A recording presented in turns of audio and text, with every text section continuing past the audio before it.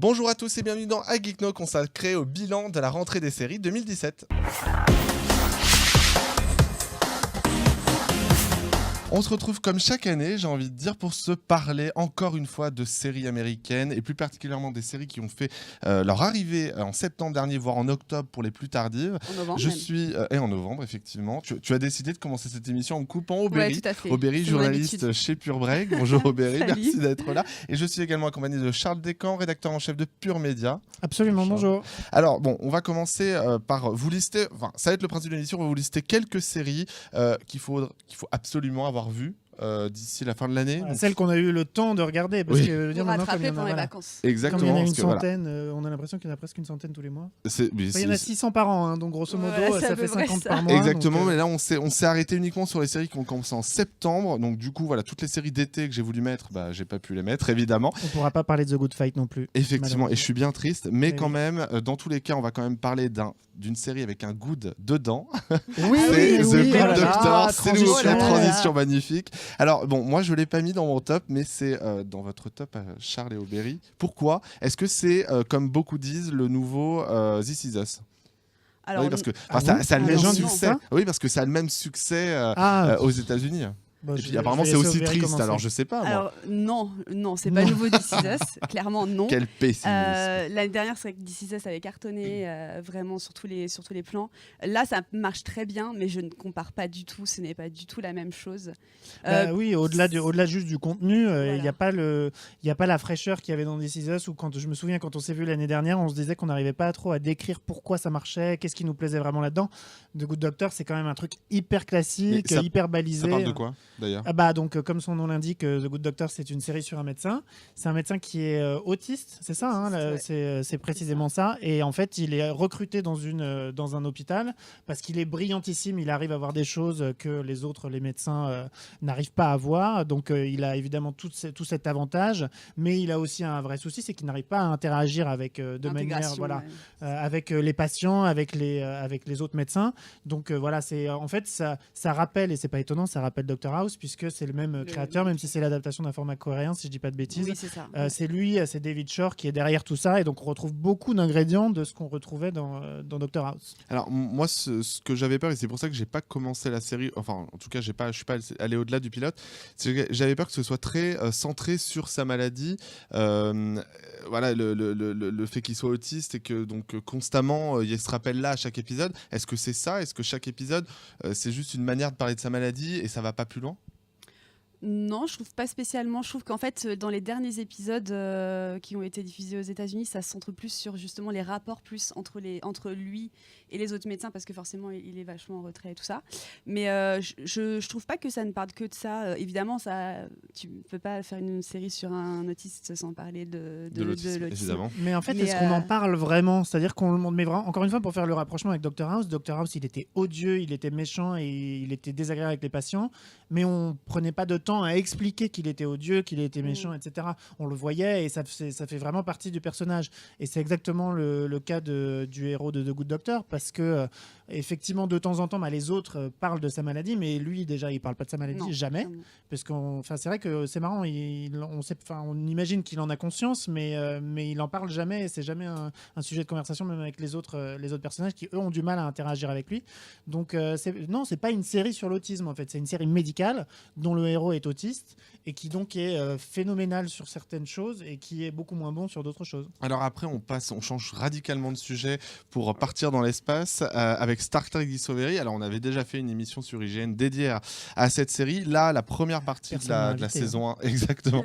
Mais je ne savais pas que tu regardais ça. Et effectivement, la première saison, en tout cas la première partie de la première saison vient de se terminer. Ouais. Elle revient, je crois, Tout début janvier, je Oui, crois. c'est ça, le 5 Ouais. janvier, je crois. Quelque chose comme ça. Voilà. Je pense Et que alors c'est diffusé sur Netflix. Oui. Exactement. Et alors bon, moi j'ai déjà dit tout ce que je pensais de cette série. Je l'ai trouvé vraiment très bien visuellement au niveau des effets spéciaux, même s'il y a des petits soucis par rapport à la continuité de l'univers, vu que ça se passe avant la toute première série Star Trek. Ah oui, Toi, moi je suis pas du tout calé là-dessus. J'ai vu les derniers films Star Trek, donc C'est complètement je dans, le vis dans ce vraiment genre-là, comme dans les un- 3 films Star Trek. Qui oui, sont c'est sortis ça. au Et cinéma. moi, je le vis vraiment du coup comme un truc à part. J'ai pas tout le bagage pour analyser. Moi, ce que j'ai aimé là-dedans, bon, déjà, il faut dire aux gens qui regardent, si vous avez vu le pilote en 2 parties, réussi. Il n'est pas du tout indicatif de ce qui se passe dingue, ça, après. d'ailleurs, parce que bon, je Donc, l'ai pas mis, mais j'ai vu. Enfin, j'ai regardé voilà. pas tout. Et en fait, les choses démarrent après. C'est-à-dire Ça. qu'on pose vraiment, pendant ce double épisode, on pose les bases de ce qui va se passer par la suite.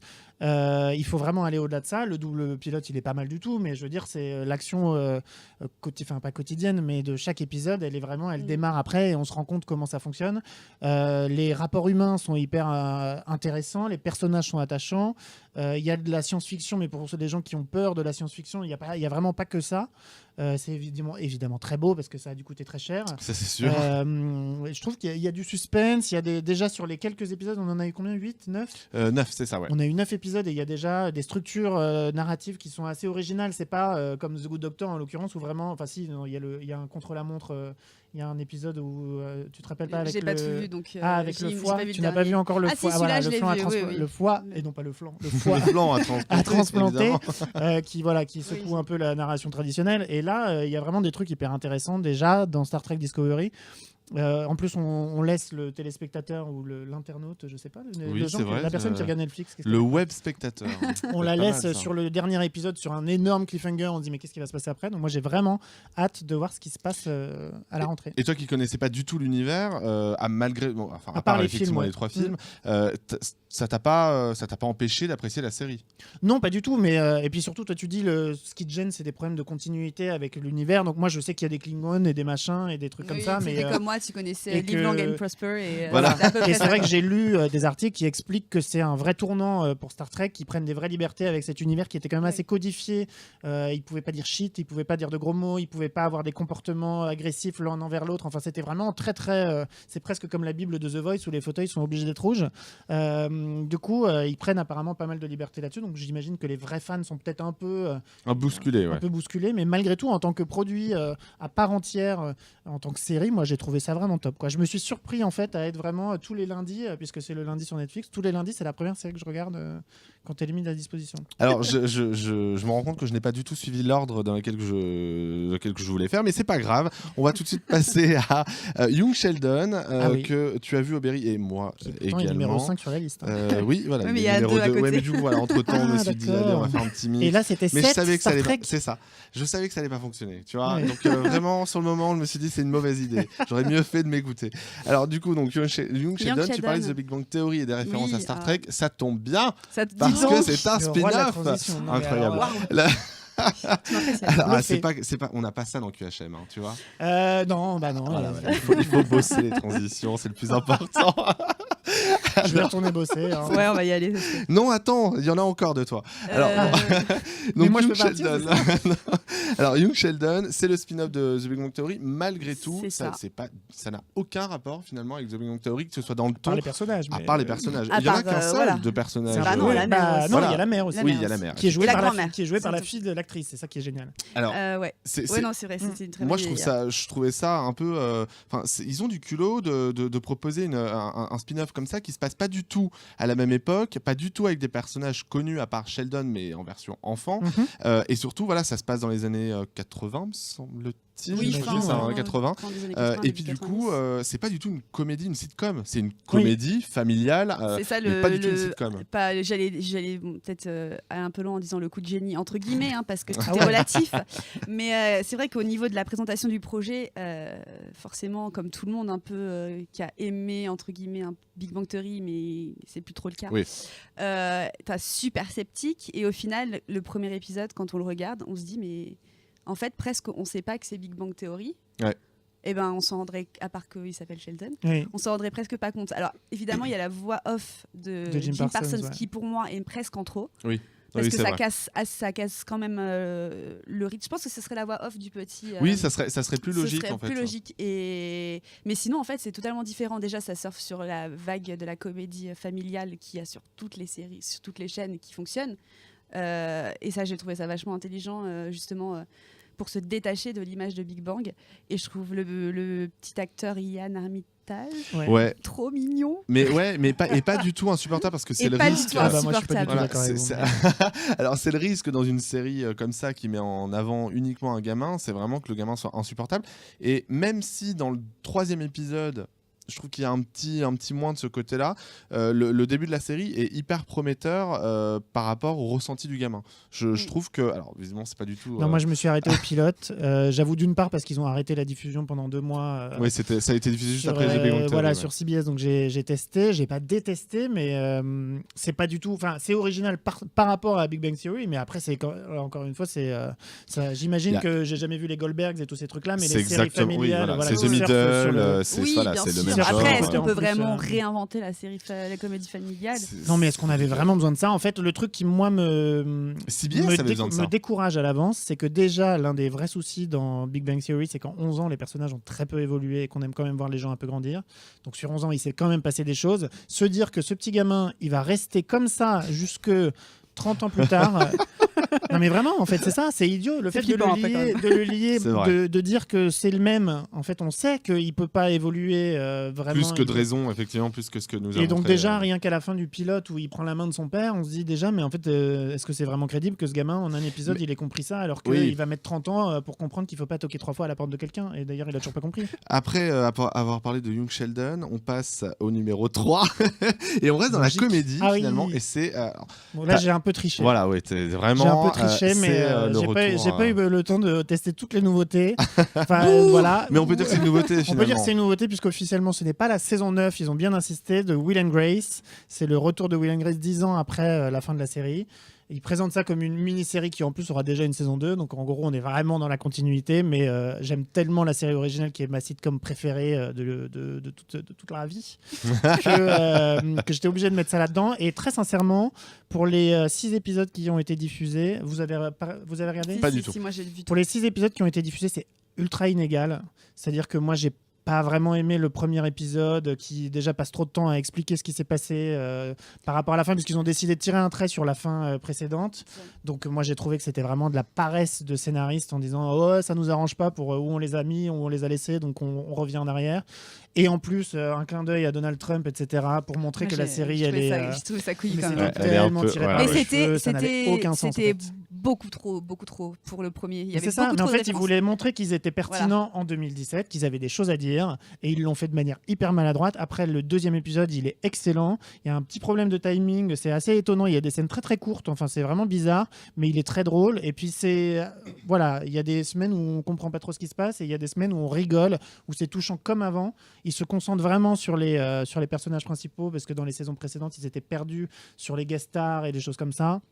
Ils ont compris que c'est ça qu'on voulait. Le dernier épisode qui a été diffusé aux États-Unis, il est hyper touchant, il est très drôle et très touchant. Et il y aura une saison 2. Et il y Enfin, aura une saison, ouais, il y aura une saison 2 du revival.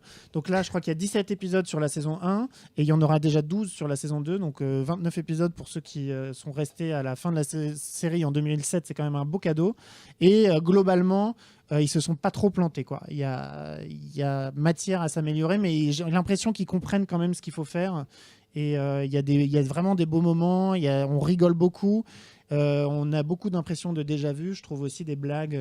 Moi qui ai vu 4 ou 5 fois chaque épisode, il y a vraiment des moments où je me dis mais ça je l'ai vu, ça je l'ai vu, ça je l'ai vu. Mais malgré tout, ça aurait pu être bien bien pire. Et donc on retrouve des ingrédients qu'on aime et qu'on est content de revoir. Et un peu remis au goût du jour de qu'est-ce que c'est qu'être gay en 2017, etc. Donc, et qu'est-ce que c'est d'être quinquagénaire puisqu'ils sont quand même plus très jeunes. Donc, Et d'avoir Trump président. Des et d'avoir États-Unis. Trump président. C'est ça, exactement. Donc ça me permet de passer à ma série pour une fois. Donc c'est une comédie, hein, histoire de continuer là-dedans. Et Mais tu sais, c'est moi j'ai tout vu, donc je l'ai vu aussi. Voilà. Donc Ghosted, qui est diffusé sur NBC, je crois, c'est ça c'est sur NBC Fox, je crois. Fox, c'est sur Fox. Ouh. Bon, bah, c'est Bien sur joué, Fox. Ouais, je crois que c'est Et ben bon bah du coup c'est un peu ça ressemble beaucoup à SOS Fantôme dans le ton et même dans l'histoire au final parce qu'en gros il y a 2 losers qui sont partis enfin qui ont été mis de côté par le gouvernement américain parce qu'ils ont essayé de prouver que les fantômes existaient vraiment et qui se retrouvent finalement embarqués dans une nouvelle affaire de fantômes avec le gouvernement américain pour justement venir en aide à la population d'une manière générale. Et je l'ai mal raconté, c'est ça? Mais si, pourtant, c'est bien. Tu n'as pas regardé la même série, non, en mais fait. je ne Il fais y a pas pas le une coup de histoire Riverdale. d'alien Alors, il y a aussi des histoires Moi, d'aliens, mais c'est d'une manière générale. Tu as aussi des fantômes, Non, des aliens. Au début, ils cherchent pas, ils sont tout de suite capturés par le truc. Par le capturés. bureau Oui. underground. Le bureau underground. Bien sûr, mais à la base, tu les vois quand même Oui, qui ont- évoluer ils- dans leur Ouais. métier, parce que dans leur métier de loser, parce Oui, qu'ils oui, n'ont pas pardon, réussi à décoller. excuse-moi. Voilà, on me fait croire que je refais un coup de Riverdale comme l'an dernier, mais ce n'est pas vrai, j'ai bien raconté la série. Et donc, c'est Désolée. super drôle. J'ai oublié le nom des acteurs, mais ils sont super. Il y en a un de Parks and Scott. Recreation et un Et, autre de Craig Community. Robinson. Ah voilà, Voilà, c'est donc crois, il hein. connaît, il Et l'a l'autre, pas c'était vu, mais... Non, mais en fait, j'ai regardé la Adam. bande-annonce juste avant l'enregistrement. D'accord. Pour être hyper au J'ai point. oublié les noms. Bon, bah en C'est tout Adam cas... L'acteur de Big ouais, Little Adam Lies. Scott, oui. Et- Alors, voilà, Adam et Scott, de, donc, c'est celui ouais. de Parks and Recreation quand Aussi, même. mais- Et de hein, Sa en mère ou majorité. moi avec Jennifer Lopez et Jane Fonda, un film culte. Ah oui, c'est vrai ça. Ah oui. Ah, c'était vachement bien ce film. Oui. Bah, C'est vrai, la c'est vrai. qualité. Alors arrêtez de regarder les séries. Regardez Sa mère Regardez ou Sa moi, mère ou moi avec Jane Fonda. qui est très bien. Et juste après, passer à 30 ans sinon rien, qui est tout aussi bien. Mais il n'y a pas Adam Scott dedans. Ah oui, c'est vrai.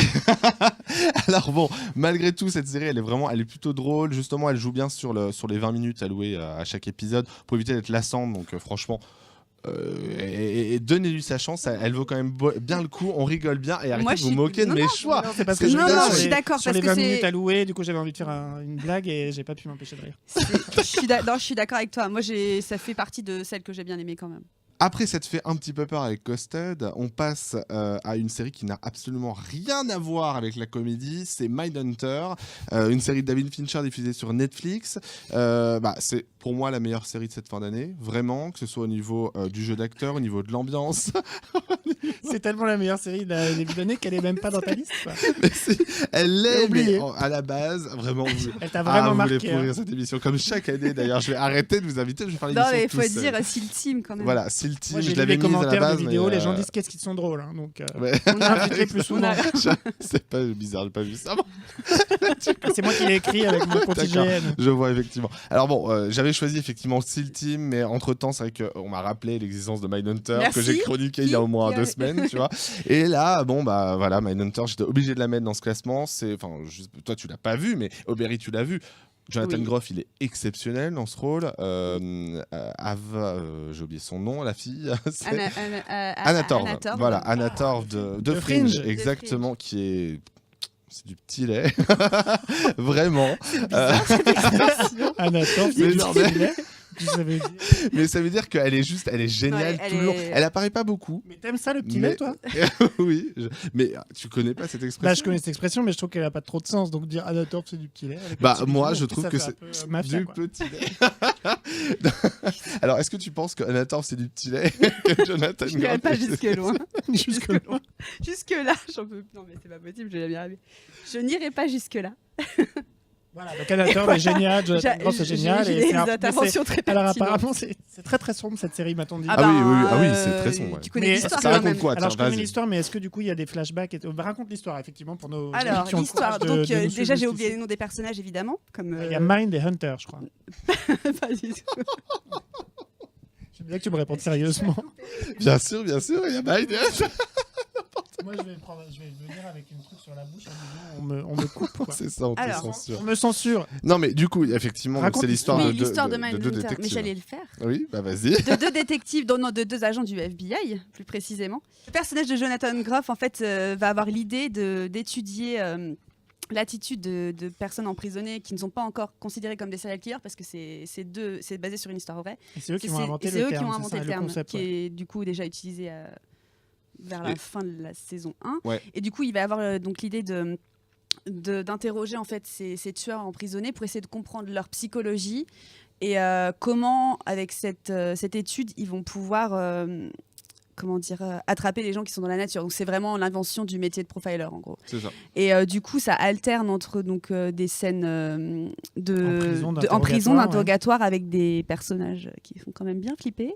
Surtout le premier, moi c'est vraiment le premier grand serial killer qui m'a, je sais plus son nom non plus. parce Oui, que moi non je plus, suis mais très mauvaise. c'est un serial killer. 95. Voilà, il fait 1m95. Enfin, Et le- il est, et Non, non, mais les- c'est et ça, il c'est est la super parce que grand, tu il dis est le très super grand- premier massif. grand serial Ouais, non, Ouais, c'est. et c'est les descriptions.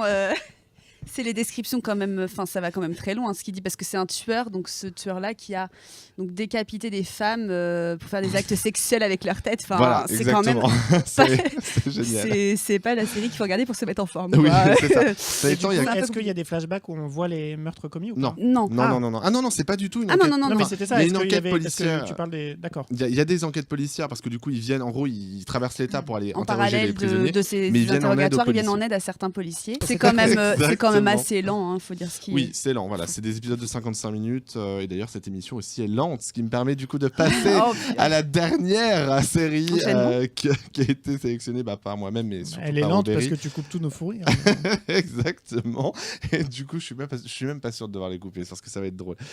Donc, c'est une série qui vient d'arriver sur Hulu. C'est Future Man avec fait. Josh Hutcherson. Et Josh produit. Hutcherson. Cherche, cherche ça. Tu Et vois, produit par Seth Seth Rogen. Rogen. Rogen. Rogen. Rogen. Rogen, je dirais. Rogen. Bon, c'est pas. Bon, en Peu tout cas, importe. par 7. Appelons-le Par Seth 7. Rogen. Comme dans Demain nous appartient, ça se passe à 7. Et du coup, Ah ouais. D'ailleurs, on ne l'a pas mis. Mais bon, Bah, ça a été dans- lancé pendant l'été, c'est donc vrai. c'était un peu Dommage. alors On peut bon, parler du tueur du lac, sinon, si vous voulez. Moi, j'ai regardé. Je trouve Non, ça mais top. après, on c'est fera- uniquement après, on les fera séries une- américaines, Charles. Ah. Uniquement. Ah, moi, je voulais faire des trucs après. Ah, des non, petits, non, après c'est fini. Hein. Non, mais des petites Ah bon, on va mentions, laisser des les petites gens mentions. partir, Oui, quand bah même. oui. À la Bon, fin. Les parlons gens quand même peuvent de partir. Future Man. Parlons de Ils ont Future pas besoin Man. qu'on arrête la vidéo pour partir. hein. C'est vrai, Ils sont effectivement. déjà tous Mais partis. parlons quand même de Future Man, s'il vous plaît, un Parlons peu de d'ordre, Future Man. s'il vous plaît. Donc Future Man, de quoi ça parle, Berry?